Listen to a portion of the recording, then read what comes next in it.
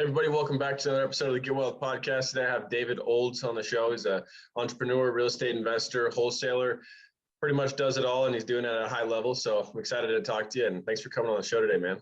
Oh, man, happy to be here and finally get to chat with you on the podcast. I'm excited. That's awesome. So let's just start off with, I always like to get into how you got into real estate, because it seems like there's so much opportunity in real estate, but hardly anyone knows about it. If someone that's not doing deals or not investing in real estate just assumes you buy a house and that's what real estate is, and there's realtors. That's what I thought. So how did you get into real estate? It's funny because everybody in my circle is in real estate, so I feel like everybody does real estate. Right. But, no, I get that. I'll tell you my story. I feel like it's similar to everybody who is in real estate. I was, let me go all the way back. So growing up, my dad was like an ex-career military guy. So we were always like working in the yard and working on the house and doing additions and doing all of those things. And as a kid, I do remember, like, because, you're a kid and you're lazy and all you want to do is go play, right? I'm like, when I grow up, I'm going to have a condo and I'm never going to make my kids cut the grass and rake the leaves and, and do all of those things. And let me just tell you, kids, spoiler alert, you turn out like your parents, right? So I kind of grew up doing that stuff a little bit, helping do drywall and just things like that. Anyways, I hated it. But so where my journey for real estate really started, I lived in Central Florida, and my kids were flying back and forth to see one of their relatives. So I was there to pick one of them up at the airport, and I'm killing some time in the bookstore. And I remember like leaning on this shelf, and I love to read. So I picked up this book and I'm reading it, and I'm like, well, this is pretty good, right? I kind of like this. I read like 10 pages. And I'm like, oh, I got to get to the gate and pick up this 12-year-old, right? Because they ship them back if you're not there at the gate. And it's Rich Dad, Poor Dad, right? Again, so many people you've probably talked to have the same story. They picked up Rich Dad, Poor Dad. And so I bought the book. I did get my son, by the way. You don't have to worry, they didn't send it back. But so I went home and I finished reading this book, and it's an easy book to read, right? It goes pretty quick. And one thing about me is I'm very coachable. And if you tell me to do 1, 2, 3, 1, 2, 3, like I'm your guy, right? You tell me, go do these 3 things, 4 things, come back. Well, at the end of the book, Kiyosaki says, of course, multiple ways that you can invest. He talks about oil and stocks, but real estate, he says, if you're interested in real estate, you want to find a local real estate investors association or something like that. I'm like, okay. And this is 2000 and like maybe 3 or 4. We had already bought and flipped the house that we lived in, and we had done the second one, but we weren't like, we just lived in the house. It wasn't anything special. But anyways, so go find a real estate group. And so this is in the old days, like way before Facebook. I don't know if you're old enough to remember those days, but us old guys are. And the internet, I think we were on like web crawler or some type of browser. But anyways, so I remember searching, and I found this guy's website. And now I know he was a wholesaler, right? I knew he was advertising properties, and he had this resources tab, right? I don't even know if that's what it was back then. But he said, hey, if you're interested in learning more about real estate, go to this CFRI.net, which is the Central Florida Real Estate Investors Group.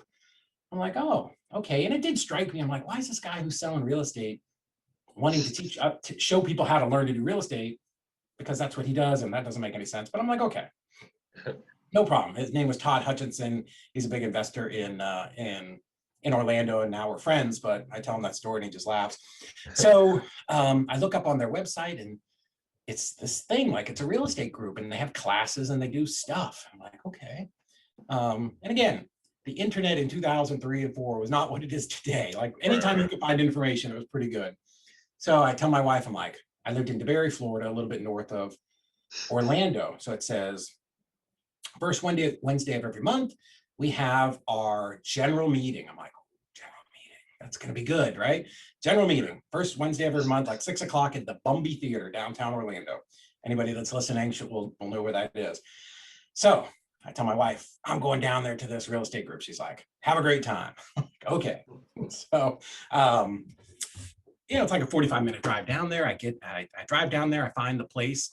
And so I pull in the parking lot, and I didn't know at the time that CFRI was the 3rd biggest RIA in the country.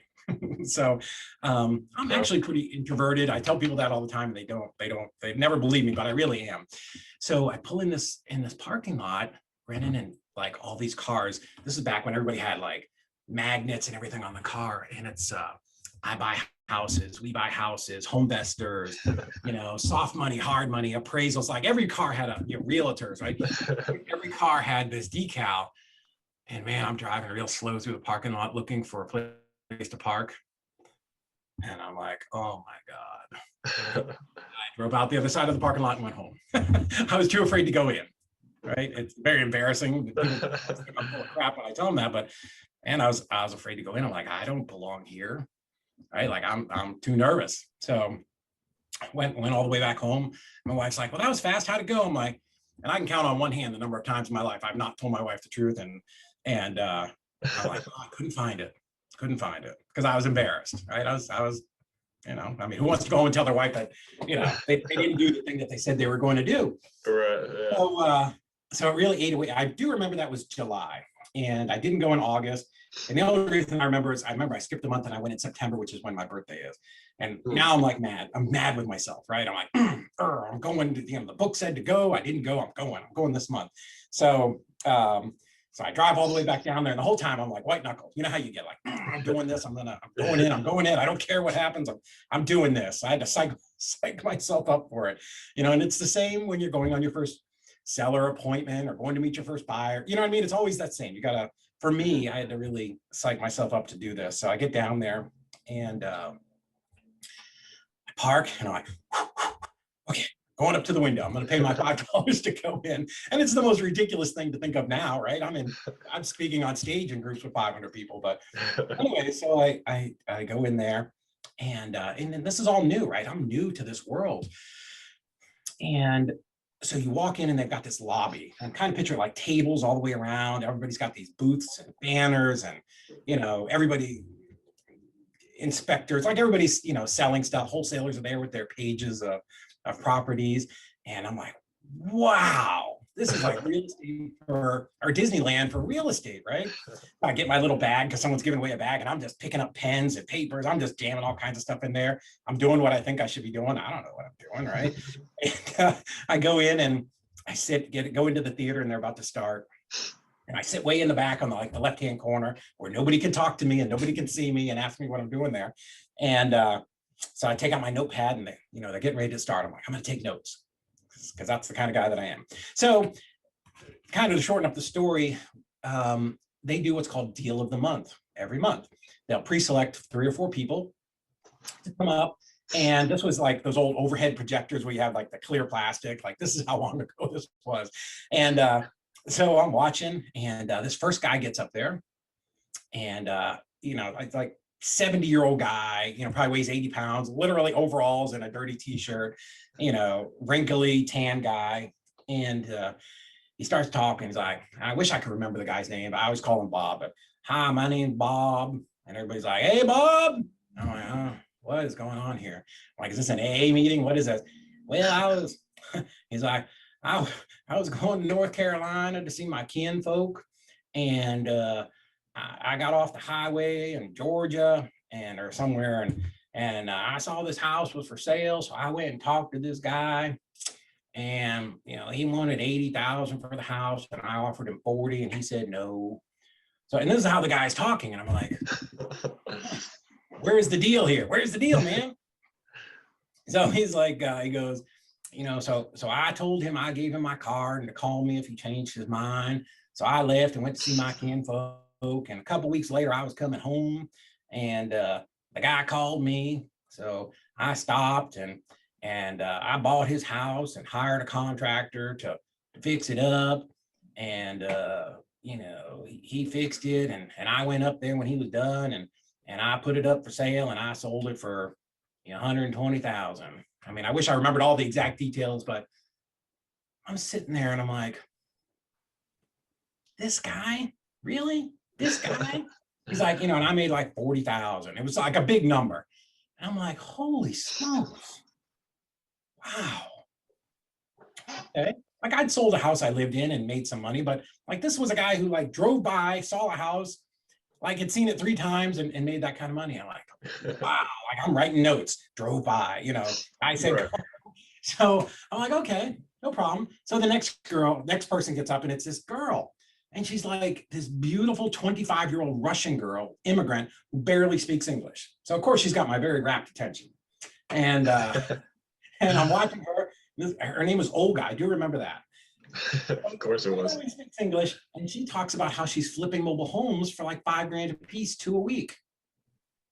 I don't even remember what the third guy said, but I'm sitting there and I'm thinking to myself, if these two can do this, I can 100%, I can do this, right? I'm not saying I'm any better than anybody, but like if they can do this, an old guy and a girl that doesn't speak English, I know for sure that I can do this and make money. And that's a lesson that like it's every day that sticks in the back of my head. And I remember back to that. And that, the lesson there is this is not that complicated of a business, right? I know a lot of people that are multimillionaires that most people will go, hey, that guy's not that smart, right? They're not that sharp. But they do one thing, they do it really well, and they do it over and over and over and over again. They don't bounce around from one strategy to another. They don't wholesale this week, lease options next week, condo conversions a week after that, land development, storage units, right? All the different things. Because like you mentioned in the beginning, there are a lot of ways to do real estate, right? Being in real estate is like being a doctor. It's the same, right? You can be the eye doctor, the nose doctor, the toe doctor, the butt doctor, the elbow doctor, whatever, right? There's a lot of ways to be a doctor. Same thing in real estate. There's lots of ways to do this. And, the advice I always give people is find something that resonates with your personality that you want to do, right? I enjoy running my mouth and talking to people, right? So I'm great at wholesaling. I like talking to sellers. I love talking to buyers. What I don't love is I'm not an organized person and I don't love paperwork, right? So at the time when I started, I did not want to be in the short sale business. I didn't want to spend all day talking to banks on the phone, getting paperwork together and faxing it over, right? So that would be an example of something I'm not good at. But there's some people that love that and make a lot of money doing that. So, find something that you enjoy and, with real estate if you want to and do that, So anyways, that's a little story about how I got started, my first real estate meeting.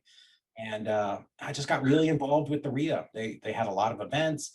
Like every night there was a meeting in Central Florida, someplace about some topic.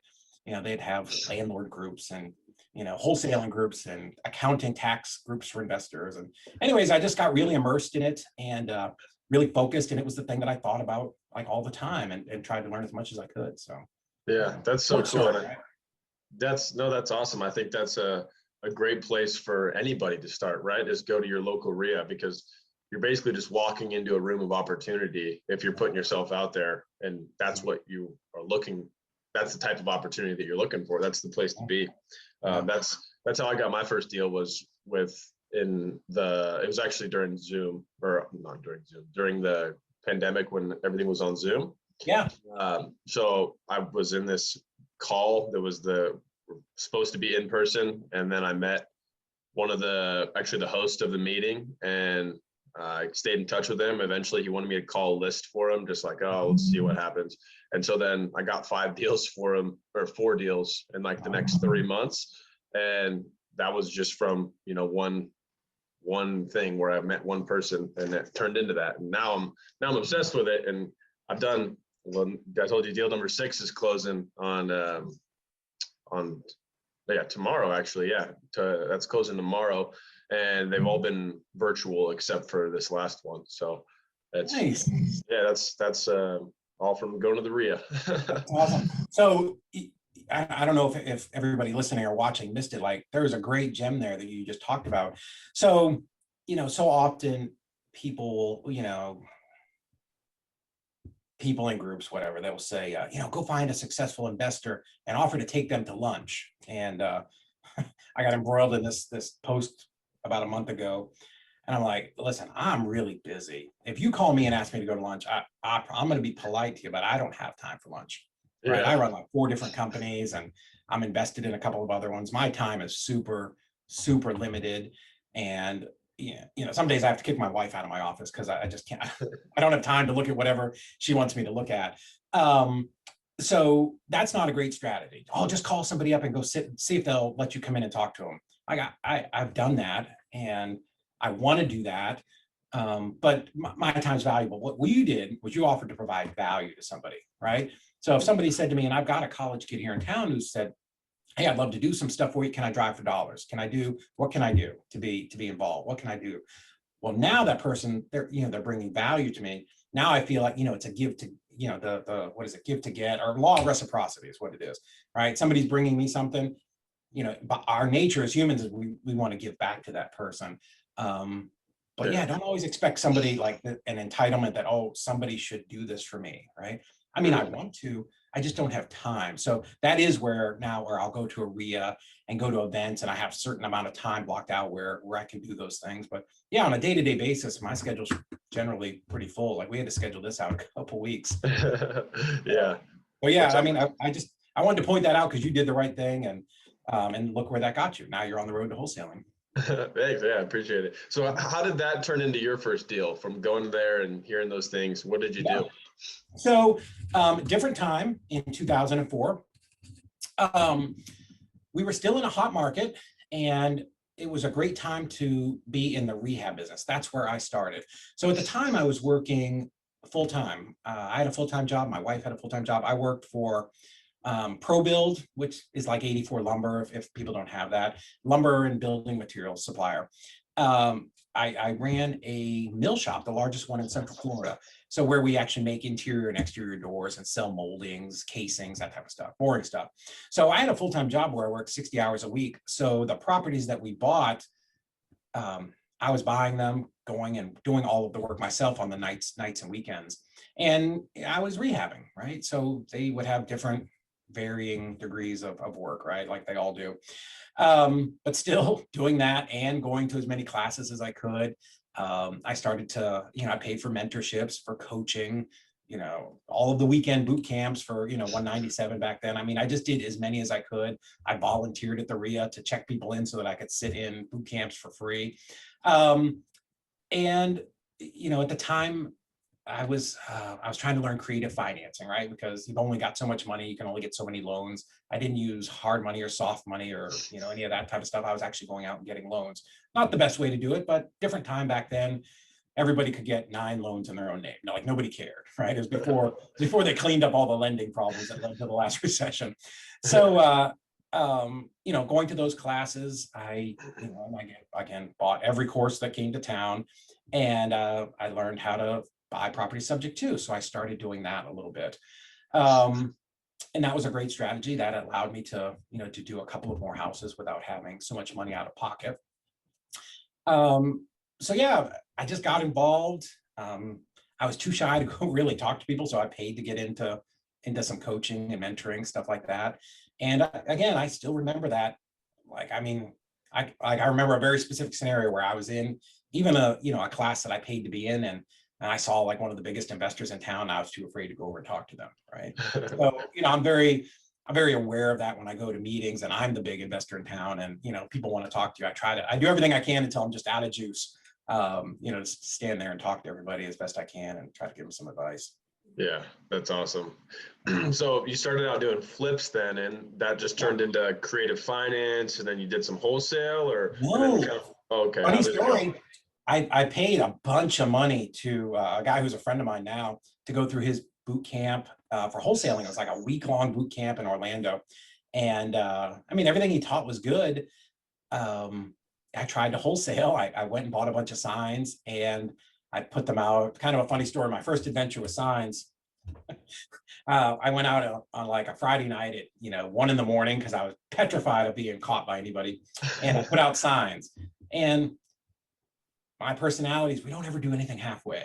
So I went to every intersection and, picture like a 4-way intersection. I put 8 signs out. Like no matter what corner you're at, I could see the sign. And I went up and down 1792 from DeLand, Florida, like all the way down almost into Orlando. I put like 300 signs out and just hammered that road. And boy, I got home. I wasn't asleep an hour and the police were calling me. Hey, son, come get your signs. So I went and picked some of them up, and most of them got picked up. So it didn't work. Well, that's not true. I stopped after that.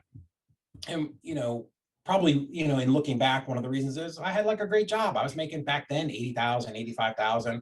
I'm flipping some houses, making anywhere from 20, 30, $35,000 a piece. My motivation wasn't super high to do wholesaling. So I'm like, this really isn't my thing, wholesaling. I don't really like the hustle, going and standing in people's houses. I really didn't love that. So I didn't do it. Well, time goes on. Now we get to 2008, and I was in the building materials business. My wife, she was a purchasing agent for Ashton Woods Homes. And in our business, because, we're dealing with houses, right? Like we knew there was some type of slowdown happening, but nobody really knew like where it was going to end, right? It was just like, hey, we're on the highway, things are slowing down a little bit, but it's all good. We're all good, right? Because when you're on the gravy train, everybody thinks it's going to go forever, kind of like right now. And I don't think we're heading for any kind of crash like we did before. But anyways, we started looking and we said, hey, we need to buy some rentals, but it's really expensive to buy in Orlando. So I went to this guy, his name's Dave Lindahl. He's got a great book if anybody wants to buy it. It talks about emerging markets. So I flew to Boston and went to this week-long boot camp. And in the markets, buying apartments in emerging markets, right? And the one thing that they taught, or that he was teaching, was even though nationwide you think there's housing is the same across the country, and it's really not. It can be market by market. There are really sub-markets where in your town they're announcing that there's a new off-ramp, right, or a new subway station, and that is the thing that triggers like growth around in a particular area, right? Yeah. So they were talking about all these different cities, Montgomery and Chattanooga, and he got to Chattanooga and he said, hey, Volkswagen is building its first auto plant in the United States. So we already had in our mind that we wanted to be investing outside of the Orlando market, find someplace that was more affordable. And I wanted to buy duplexes, quads, triplexes, right? Like everybody, we're all playing Monopoly. We're all just trying to level up. So that was the plan. So we started getting on Craigslist, which Craigslist was a huge thing back then. And we actually visited a couple cities before we decided on Chattanooga, but my brother and I, we came to Chattanooga. We picked up a duplex in downtown Chattanooga, subject to, so kind of stayed there when we would come back and forth, and we're doing signs and driving for dollars and all that stuff. And during this time, simultaneously, I bought a house, and it was a probate deal. And this is where it gets kind of crazy. So we knew we were probably, at this point, we were probably going to move and relocate, right? Because things were really starting to slow down. They hadn't crashed yet, but like you could see the taillights in the future and like, hey, things are slowing down. We need to go someplace else. My wife actually got laid off. So I'm like, okay, something's going on. We need to probably make a change. So I'm like, we're going to buy this one last house, and we're going to cash out, and we're going to take the money, and we're going to go to another market and start buying properties. And my job is going to transfer me. Perfect. Okay. So I buy this house. It's a little 3-bedroom, 2-bath house on Trafalgar Street in Deltona, Florida.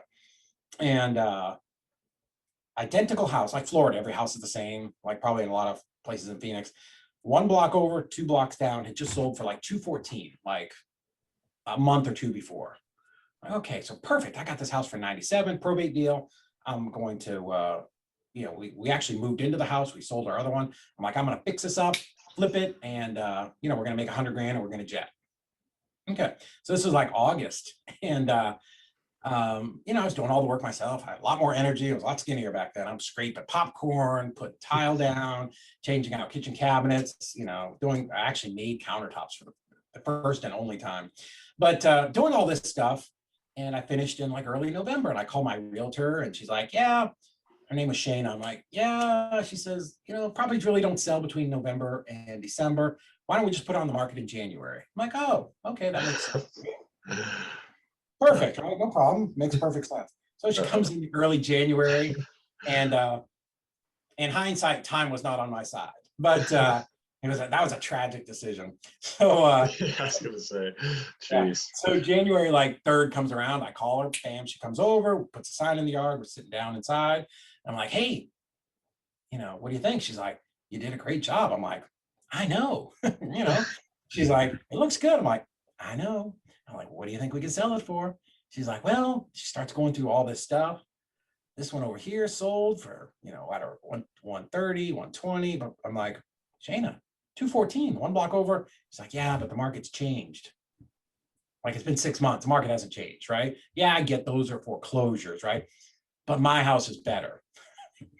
And, I mean, I laugh because of the absurdity of it now, right? I had that arrogance of a new investor. My house is better. My house is rehab. That house isn't rehab. She's like, yeah, but like things are really slowing down. And she's like, she's like, I really think, I do remember, I really think 152.5 is where we should be. I'm like, absolutely not.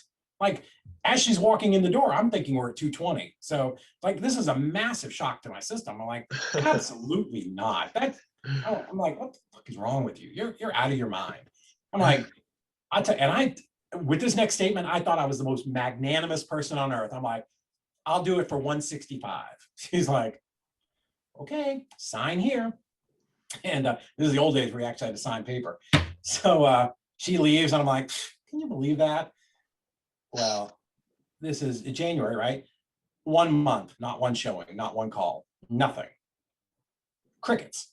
So I'm calling her every week. Hey, because I try not to be a pain in the butt. She's like, well, I'm not getting any calls. What do you want to do? I'm like advertise it more. Like, do your job, do the thing, right? Do the realtor thing. I don't know. I'm the lumber guy. Do the thing. And finally, we're like a week or two into February, and I'm like, all right, how about 155? Right? Again, thinking I'm a good sport. And she's like, okay, no problem. And maybe one or two showings. Like, great. Any offers? Nope. I'm like, uh-oh. And so a couple of weeks after that, I'm like, all right, 145. She's like, okay, yeah, let's try it. Couple more showings, offers of 120. I'm like, holy smokes.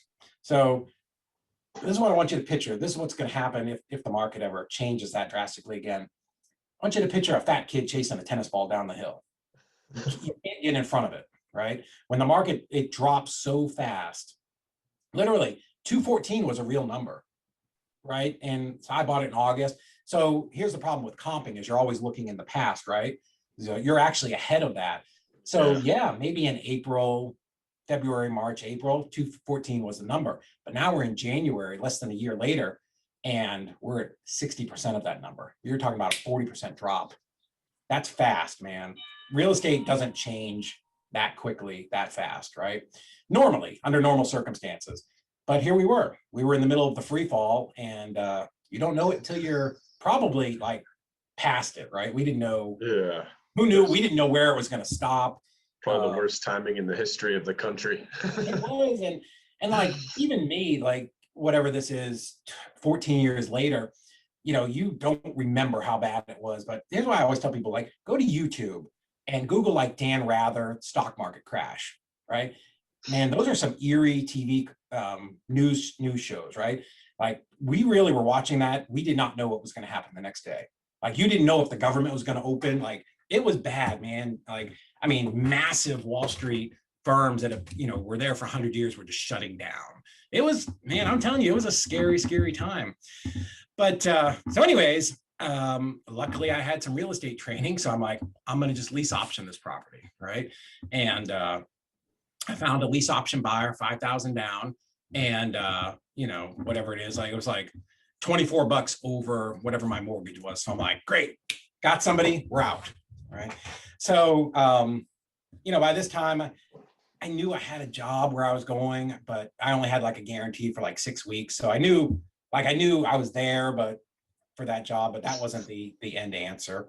So we moved there 100% for real estate, right? I mean, that was it. That was the whole, that was the plan. People talk about burning your boats and leaving. We literally went from a beautiful house. We packed up every single thing we had. It was me, my wife, my 2 boys, and 3 fat dogs, and my brother.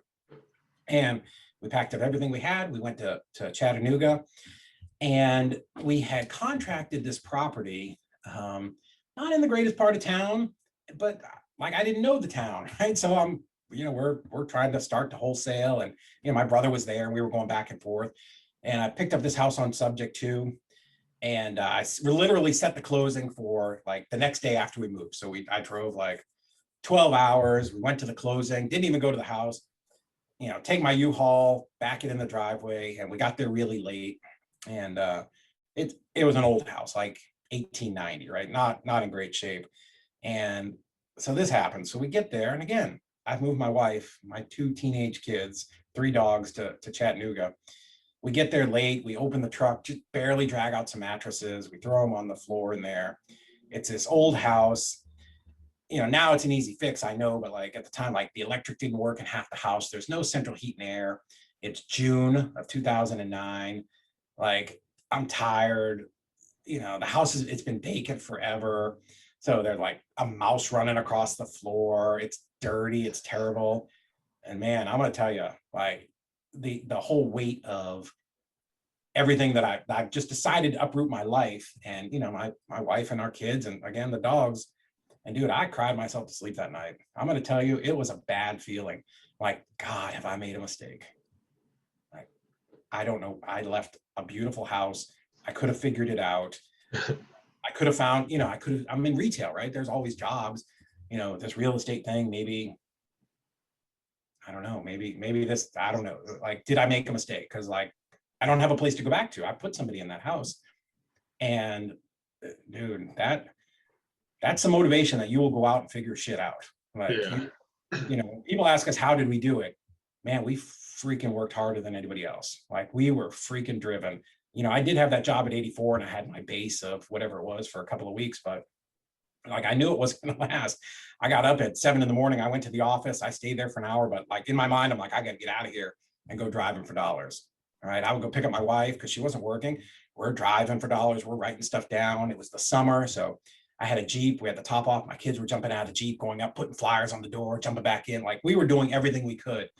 Every Friday night I went out and put out bandit signs. Like, I figured it out. Like, okay, I screwed it up the first time. I've talked to some people. Here's what we're going to do. Main areas, we're not going to overload stuff this time. But every Friday night we went out and put out 100 bandit signs. And anybody who's done bandit signs, 100 is a lot, especially if you're spreading them out. So, we would go out and, that would take 3 or 4 hours at 10, 11 o'clock on a Friday night. And we did that for over a year. And so every single Friday night, we didn't miss. Like, didn't matter if it was raining, sleeting, snow. I went to see my new favorite movie. Like, the kids had something going on, didn't matter. So we started at 10 or we started at 2 in the morning, but we did it every single week. During the day, like, real estate, I thought was the thing I thought about in the morning. I did stuff all during the day. We started putting properties under contract. Now I'm trying to sell them. Like, we were in it. Like, it was all that we did. And, it was that level of commitment that got us through whatever there was to, all the obstacles that you overcome, because it's not like now, right? Now you can jump on YouTube and, there's a million Max Maxwell and the All In guys and Sean Terry and, you know what I mean? And Grant Cardone. There's all these people that'll teach you how to do it. Like, that didn't exist back then. Mm-hmm. If you were lucky, you were on somebody's email list. Chico was doing a Wednesday night webinar for an hour where he was going to sell you something at the end. Yeah. There was no RIA here at the time. So, we just bootstrapped our way to making it happen. In that first year, the first 6 months, we wholesaled like 27 houses. Like, we hustled. Like, we were out there doing it. And it was hard. We were in an area, Orlando. So Tampa was like the guru mecca back then, where now it's Phoenix. They were very sophisticated investor markets, right? They were like, people knew what wholesaling was. It wasn't like they just knew, right? Nobody cared about assignment fees. Well, we came to Chattanooga and there was like one guy who maybe wholesaled a couple of deals a year, but he mostly was buying property subject to and putting tenants in it. So, when we started putting out signs and getting people to call us and building that buyers list, like when we said we were wholesaling, people didn't get it.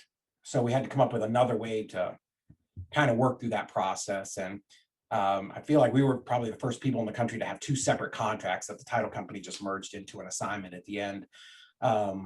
Because it had to just be, hey, you're buying this deal from us, right?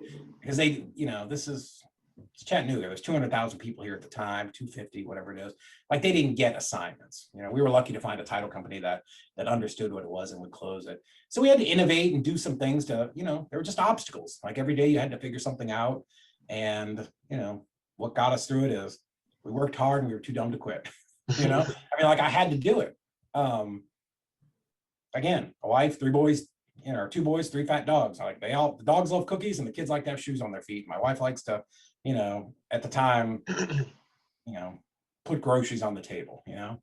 I mean, I remember in those early days going to the grocery store on a weekend, 4th of July, right? And like, okay, if I get the generic chips and the basic hot dog, you know what I mean? Like how do we have enough money to do this type of stuff, you know? Yeah. But we were focused and worked through it. Yeah, that's an inspiring story to me, man, because I mean, it's kind of good news in a way because you're not saying that you got to go get this degree or you got to go check this box and make sure you have this credentials. It's just a matter of you got to work hard, and everyone can work hard. So the opportunity is out there as long as you just put your nose down and get the work done. Yeah, you don't need, and I tell people this all the time, you don't have to have a fancy CRM. You don't have to have a website. Listen, my mentor, the guy that, you know, we joke now, I'll talk to him, he's like, dude, we sent faxes, you know, back in 2000. Like everybody had a fax machine at their house. That's how this happened, right? People figured out you could email stuff. And, you know, I mean, there was no text blasting, no ringless voicemail, no, you know, hammer dialers to call 10 people. Like none of that was there. Facebook wasn't even around, right? Like literally Craigslist was the place you posted your deals. Yeah, you can do this business with, you know, if I lost every single thing today, if I've got a pen, a paper, a cell phone, and a car that works, man, I'm back in business. You know, you just don't have to have all that stuff. Get a, you know, you got Zillow and a free email account. You can make this work. Yeah. So what does your business look like now, transitioning and like looking from a broader view of what that's turned into? Cool. So everything spawned from wholesaling. 100% everything that we have today came from wholesaling. So as we're going along, again, I had that background in some creative financing, and here, so we get up here and we're putting out signs as lead gen, but I'm also downloading some lists and sending out some direct mail.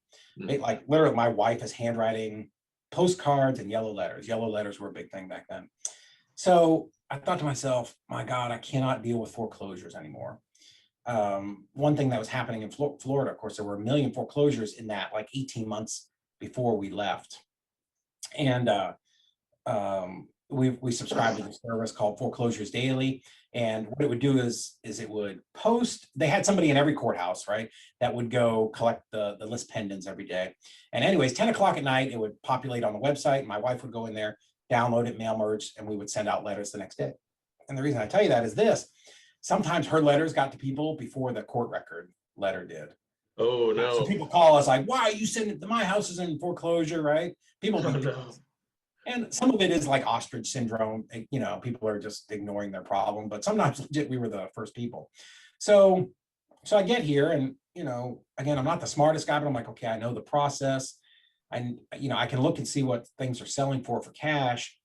And, you know, I was looking at these houses and the mortgages were too high, right? I couldn't wholesale because again, we're in a falling market, right? So if you got a mortgage up here and today's price is here, I can't, you know, most people aren't bringing 3,000, 4,000, 30,000, whatever to closing. So by luck, I thought, oh, well, let me just advertise to people that don't have a mortgage.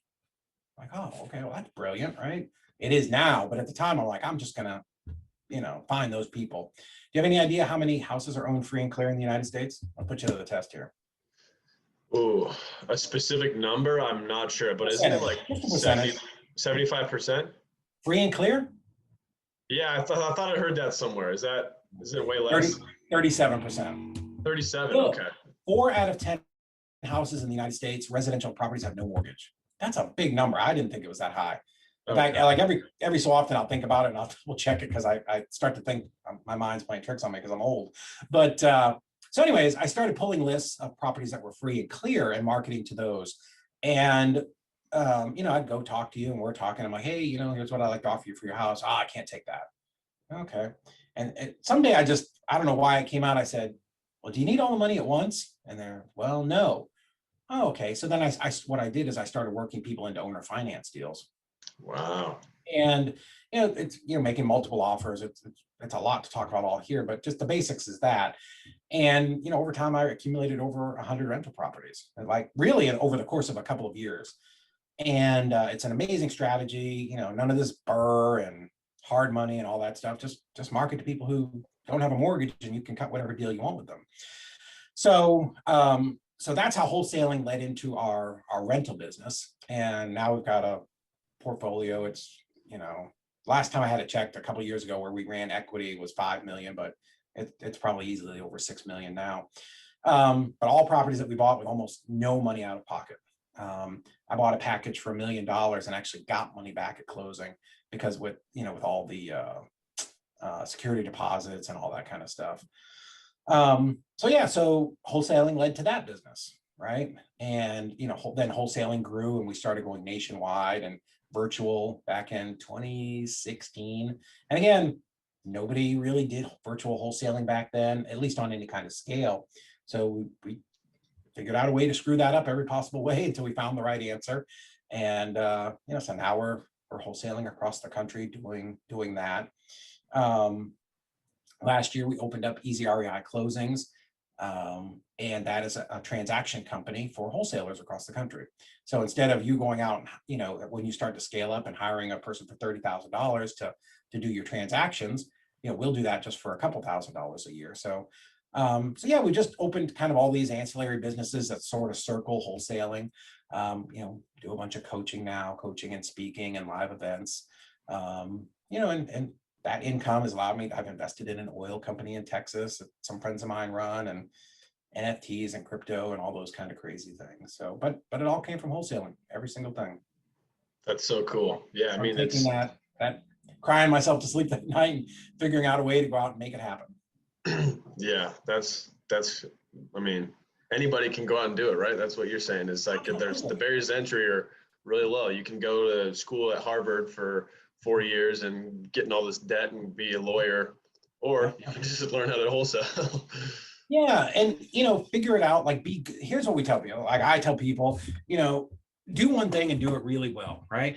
So my I don't buy as many properties creatively as I did before, because that was when I was on my own and every deal came in and I sort of could pick and choose the toolbox that I wanted to pull my tool out of to solve that person's problem. Now we run a like a high-speed wholesale company, and I've got team members, and their deal is, we stay in our lane. We do wholesale deals, right? I don't teach them to acquire properties in 30 different ways, right? Like I would teach you because you're on your own. Like these people, that's what they do. They put it under contract. It goes to my, underwriting team. It goes to dispositions. It goes to transactions. Boom, boom, boom, boom, boom, boom. Like it's simple and it's scalable and it's very repeatable. But yeah, pick a lane and stay in it. Do not bounce around. Find something you like, and do not think that you need to do 100 different things. I see on the internet, Warren Buffett has eight streams of income, and I should too. And I'm going to do multi-level marketing, and I'm going to be a realtor, and I'm going to wholesale, and I'm going to sell this juice, and I'm going to do.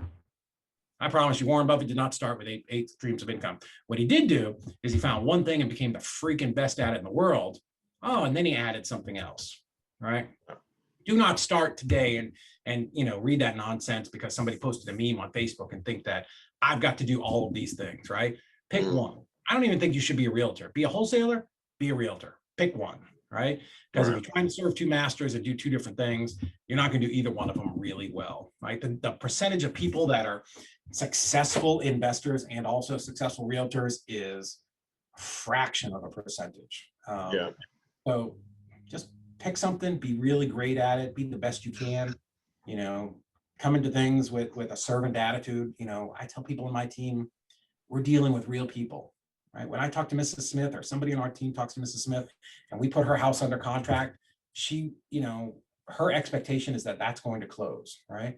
And she's going to get to move to Florida and be with her grandkids. So, we do not put properties under contract willy-nilly. We put properties under contract that either we would buy or that we feel really comfortable that we're at the right price and we can make this deal happen. Now, I'm not saying, there are people like, you should buy every deal. Like, obviously, when I was new, I could not have bought every deal. But, we want to at least be in the realm of reason, right? Same thing too when we're dealing with buyers of our deals. Don't be arrogant. Oh, you should buy this. It's a good deal. It's a hot market, whatever. Like, no, that dude's really going to the bank and wiring $260,000 to the title company. This is real money. This is real stuff for people. And, we can get really callous as wholesalers because all we're doing is really we're moving contracts all day and, we're making great money. And, sometimes you forget that like somebody's on the other side stroking real checks for this. Like we're dealing with real people's lives here. Yeah. Yeah. For me, one of the best parts of wholesaling is it's been able to teach me all of the fundamentals, because to do everything else, you got to be able to value properties. You got to like running comps. You got to be able to make offers, talk to people, marketing, lead generation. 100%. That's the part that I really have found useful. Yeah. Where do your leads come from now? Are you still driving for dollars, or you got cold calling? I should. I'll be honest. I was out today. I had one of my properties had a fire, so I had to run over there and meet some guys that were cleaning it out. And God, listen, if you have limited budget, driving for dollars is hands down. Those leads I'll put up against anybody's leads anytime. I don't care what nonsense anybody's trying to sell you about. I have the best cold callers. I have the best texting. Get yourself the Deal Machine app and go out there and, you're standing in front of a house that obviously is vacant, boarded up, right? Notices on the door, whatever it is. Deal Machine, take a picture of it. If you don't want to pay to send the postcards and you want to go home and handwrite something to save a little bit of money, like that list is so good because you've literally put your eyes on the property and you know that this thing is distressed, right? So the likelihood, if you can find that person, and sometimes it takes a little bit of work, the likelihood of that being a deal is so much greater than just downloading a list of 20,000 people, skip tracing it, and hoping for the best, right? Yeah. But in my business, so here's what will happen as you get busier and busier and busier and grow your business. Everything in any business or in life is time and money. Those are the only two things you've got to play with, right? So in the beginning, I had no money, right? But I had time, right? I had the time to go out and drive for dollars, handwrite postcards, put up bandit signs, cold call for sale by owner listings on Zillow and for rent ads on Craigslist, right? I had time.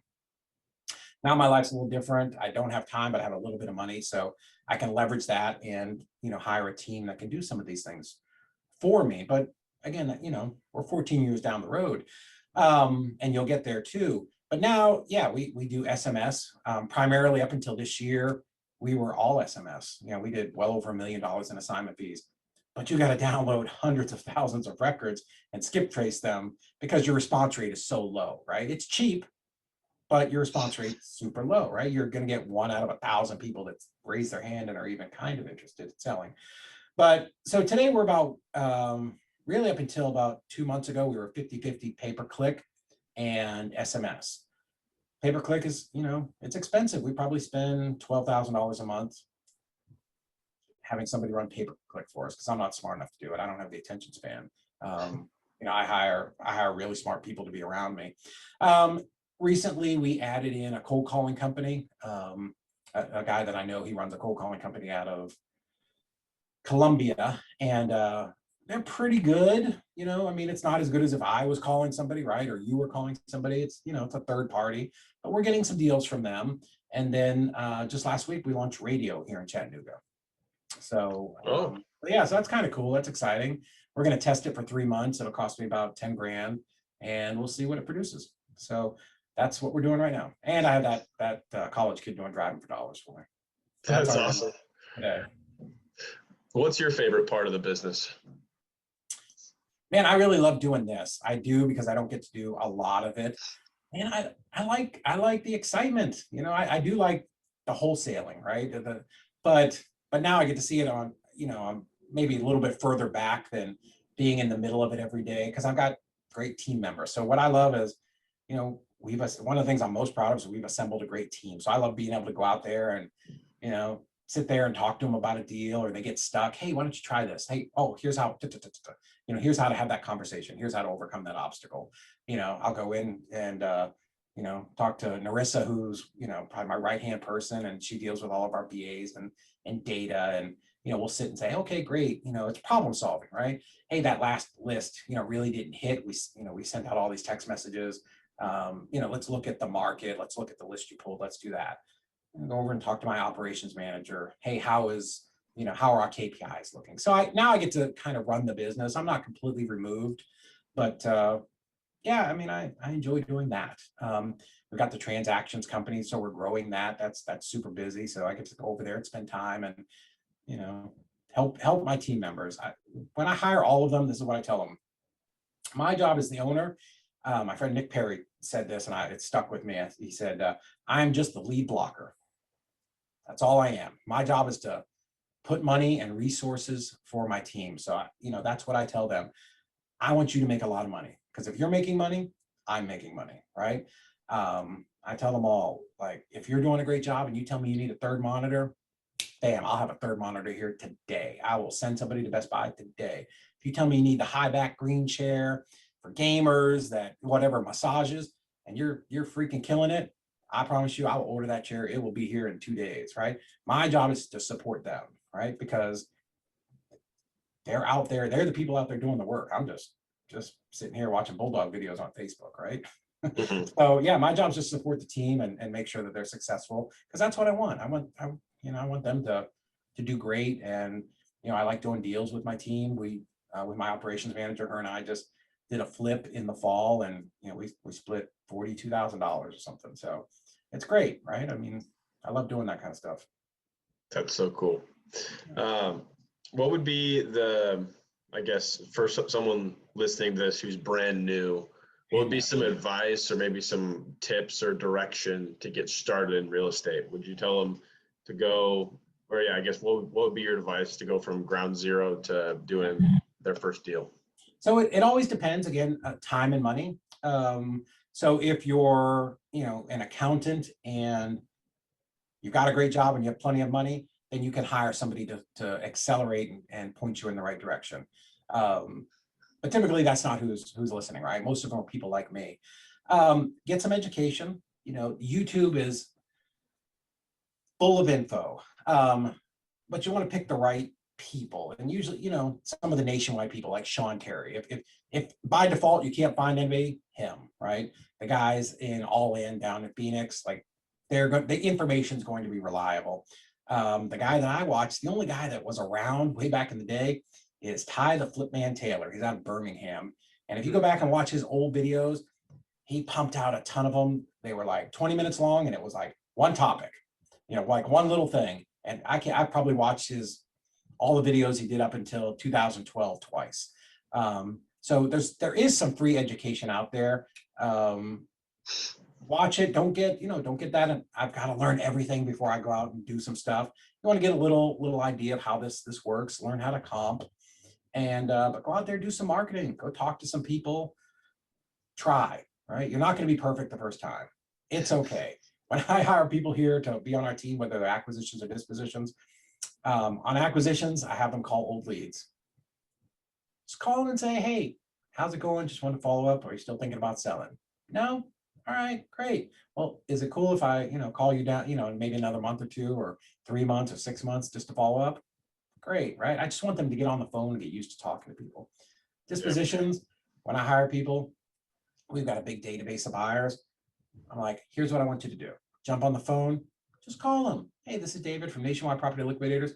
Saw that you were on our buyers list. I just wanted to give you a call, make sure our records were up to date. What kind of stuff you buying, man? Oh, you're not buying anything anymore? Oh, okay. Well, if anything changes, give me a call. Let me know. Oh, you are buying? Great. And I'll say, get into some kind of conversation. Be interested in what they're doing. Oh, how many deals did you do last year? Oh, wow. What's your plan for 2022? Oh, that's awesome. Are you doing more like rehabs or are you buying properties to rent? Like, what are you doing? Airbnb? That's awesome. Right. I just want people to get used to talking to people. Right. It doesn't. Yeah. You can't screw it up, right? Get the reps in, yeah. We'll start to add in, hey, so that's amazing. I've got a deal. It sounds like it would fit exactly what you're looking for, right? And then we start to layer on some of those types of things. But yeah, man, make some calls. If you're starting out brand new and you get on Zillow nationwide for sale by owner, just start calling people. Even if it's not one you're gonna possibly could buy. Like I'm going to start calling Phoenix, right? Because it's the other side of the world. I'm never going over there. I'm never going to see it. Call some people. Just get used to talking to people and, gathering some information. There are plenty of great, again, podcasts like yours and books and videos that will tell you, talk about how to do that stuff. Just get used to talking to people. Because once you can overcome that nervousness, then you can start implementing some strategies. Yeah, that's awesome. And then it doesn't have to be a super in detailed answer because I know we're running short on time here, but what would be your next step for someone who's doing like one deal a month to scale into that next level where maybe you bring someone on, or what do you think that looks like? Again, it depends on what your bandwidth is. Everybody's is a little bit different. If you're a single mom and you have 3 kids at home all day, going full time is harder, right? Because you've got 3 kids. There's a great book, Wendy Patton. I'm pretty sure it's Wendy Patton. Her book is Lease Options and Subject Tos, and she talks about being a single mom, taking her 3 kids to go on not listing appointments, but appointments to view sellers. Man, you should be able to do 2 to 3 deals a month by yourself before you even think about hiring anybody else, right? 3 deals, that keeps you pretty busy. There's some stuff going on. You've got some activity. You're starting to make some money. What I would say is do not spend that first assignment fee you get for $20,000. Take some, celebrate it, because no deal will ever be as amazing as that first one, right? I do remember doing those first deals, getting those first checks. It's like the greatest thing ever.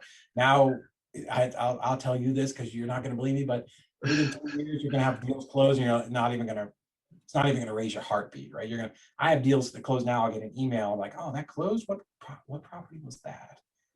You don't even remember, but you'll get there, right? So I always imagine like, I did cocaine. Like my first deal would be like the first time you do it, right? It's just amazing. And every time after that, I just assume like the rush goes down a little bit. But yeah, save some money, put that money back into marketing, right? Because that's the fuel that drives your company. Do more deals, get some good lead flow. And then, your first hire will typically be probably the side of the business you're not great at, right? So if you love talking to people and selling properties, maybe you bring in somebody that can do some acquisitions, right? But you have to have done that, right? I've had students who have tried to outsource the whole business from day one. It's always a complete failure. You have to have done it. I can't talk to a VA or teach sellers if I've never done it, right? It doesn't make any sense. You can't do that. You're going to have to do this. You're going to have to fight through the fire. I'm not saying you got to sell your house and move to the other side of the world with no money, but you've got to do the thing, right? You've got to get some experience so that you understand, when you get your first rental property, you should manage it for a year or, even up to 5 properties, right? You should go over there and change a faucet. Go over there and figure out why a toilet's running. Go over there and replace the supply line, go tear up some carpet so the guy can come put it down, go change out a water heater. Because here's what'll happen. Let's say you don't, and you get your property manager and they come over and they're like, oh, $1,300 for new water heater. You're like, oh, okay. Well, you're getting screwed, right? Because you haven't ever done it, so you don't know what the cost of things are. Same thing, right? In your business, get 6 months, 8 months down the road before you start thinking about hiring somebody. Very few people have ever scaled up faster than that. Yeah. And you know what? I was talking to a guy today. Scaling's not that great. Like here's the thing. When I ran a small company, it was just me and my wife or my brother. We had maybe one other person. Like I could make a bunch of money, turn it off, go to Europe for a month. Right? I would set my postcards to start going back out about a week before I came back. My life was great. It's good now, I'm not saying it's not, but when you start hiring employees, now you're responsible, right? If I hired you and you work for my company, you've got rent, a mortgage, a kid, a dog, a car, right? Like now I'm responsible for you. And I'm not saying that's bad, right? But now that will keep you up at night, right? Now I'm responsible to make sure the company is making enough money so that we can pay you and I don't go broke. And, it adds a lot of layers of complexity. Everybody seems to want to scale. And as a scaled up person, like my life was pretty easy when it was just me, right? I was making 30 grand a month, sometimes 40. life was good. I've been to Europe for a month. I've been to China for a month. I took a month-long cruise around South America. That's harder to do now, because I have an office with 12 people and a different company. And you know what I mean? I've got all of these things. Hmm. And here's the real truth about scaling that most people don't ever tell you is during that, that scale up, you're going to make less money for probably a year, maybe 2 years, because so much of your income is you're having to pour back into the company, right? Because Yeah. now, like, let's talk about simple things. You're going to buy desks, chairs, computers. Like if you're scaling up in-house, you're gonna more technology, more skip tracing, right? Because maybe when you were by yourself, you just bought 10,000 numbers and skip traced them and texted, you went on batch and texted them yourself. Well, now you have 3 people texting because you're scaled, right? So now you're buying 50,000 numbers, skip trace. You know what I mean? The economies of scale work against you in the beginning, right? You've got to have that upfront capital to invest in growing, and you're going to make mistakes, right? Like I get in a room with the 40, 50 biggest wholesalers in the country, and we're all wholesalers, but we all do it just a little bit different, right? Like everybody's got just a little different flair of their personality. So you're going to do what's good for you. And maybe that's a little different. And, you will make mistakes. Like, you're going to hire the wrong person. You're going to go pick the wrong market. You're going to do something, right? And you're going to have to just work through that. But scaling, you will 100% make less money for minimum a year, probably 2 years, until you get traction, right? Until you figure it out and you work through that curve. Now, get a coach, get a mentor, pay somebody. I just stroked a check for $60,000 for CEO coaching to help me run my 4 businesses, right? Because I'm trying to compress time and move faster. But I mean, I can figure it out on my own, and maybe it takes me 5 years. I'm trying to do it in the next 6 months. But if you don't have that ability, that's okay. You can always figure it out on your own, and there's time and money, right? It always comes back to that. So you can scale up just a little bit. You can get 1 or 2 people, and maybe you get a VA. I have VAs, I have in-house people. Here's the thing: nobody's ever going to do a good job in your business as you. Hmm. Right? You ever seen a tree that kind of, a log or something, and you can see the rings of a tree? Yeah. You're that center ring. You are the strongest ring. The first person you hire that sits next to you, a couple rings out. Still pretty good, right? Let's be honest. We run our business. On our best day, we work at 80% efficiency, right? Nobody works at 100%. Let's not fool each other, right? So 80%. That person that's sitting next to me maybe runs at 65. If you get somebody awesome, maybe they run at 70, right? But understand, it's not their company. They do the best they can, but they're not going home, waking up 2 a.m. going, oh my God, I got to do this, right? Okay, so the further out you get, the lower the productivity becomes.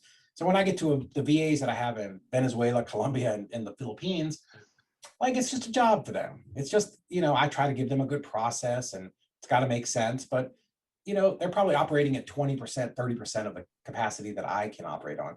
So I have to understand that I need to give them tasks that are simple, straightforward, and repetitive, right? I'm not giving them any calculus to do, right? Oh, hey, if this happens, then this, then this, then that, there's not 9 options, right? You're the texter, right? Yeah. You're calling people and say, hey, are you still interested in selling your house? Oh, you are? Great. Let me transfer you to a salesperson, right?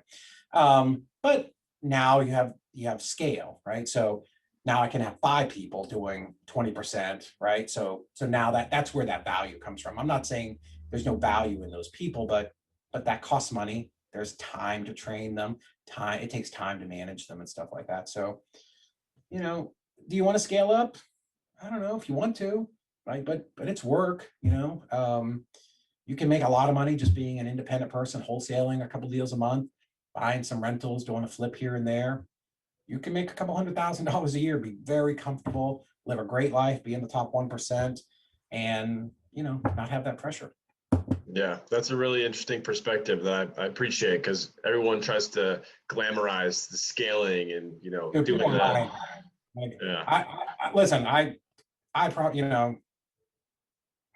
I talk to the biggest wholesalers in the country pretty frequently, and no, the truth is that nobody tells you is like we all have problems. Like people quit, you fire somebody, somebody doesn't show up, title company problem. Like there's problems. Like bigger just means more. you have experience. So now, things that would bring you to your knees, I'd be like, oh, okay, here's what you do. Boom, boom, boom, right? So because you have time, you have wisdom, and you have some experience, and you have people to deal with that. But no, man, listen, the biggest wholesalers in the country all have a month a year where they're like, oh shit, I got this big payroll, and sales are, or closings are delayed because of whatever, right? Everybody has those issues. It's not all Lambos and jets, I promise you. Yeah. And people, the Instagram it's great, but people have this, it's like the people who every picture they take is from the perfect angle with with the filter on it. It's not real life, right? Yeah, I totally get it. Well, all right. Last question to wrap it up, because this is the Get Wealth podcast. What's your definition of wealth? Wealth. For me, it really goes beyond me. So for me, it's my rental properties and some holdings that we have that, if I get hit by an asteroid today, my kids are going to be good, my grandkids are going to be good, and hopefully it makes it to that fourth generation. It's just wealth is something that I can pass down. Hopefully they'll never have to at least work hard or do something that they don't want to do, for the rest of their life. So yeah, you get to a point where you start thinking past yourself and into the next generation or two. That's awesome. Yeah. All right. Well, thanks for coming on the Get Wealth podcast. Yeah, man, I had fun. Where can people find you? Websites, Yeah. Instagram, stuff like that? Yep. All of my socials are all the same, and my website is as well. It's David Olds REI. So David Olds OLDS REI.com. Same on Instagram, Facebook, all of them, Twitter, TikTok. I don't do anything there, but I grabbed them on all of the sites. So, but Instagram is probably the best place to get me. I don't have an assistant that does any of that. So if you message me, it's really me answering the message. So yeah, reach out to me if I can help you. I'd love to. If I don't have the answer, I will definitely put you in touch with the person who does. That's awesome. I'll put all that info in the link in the description. Yeah. And get wealthy, everybody. David Olds.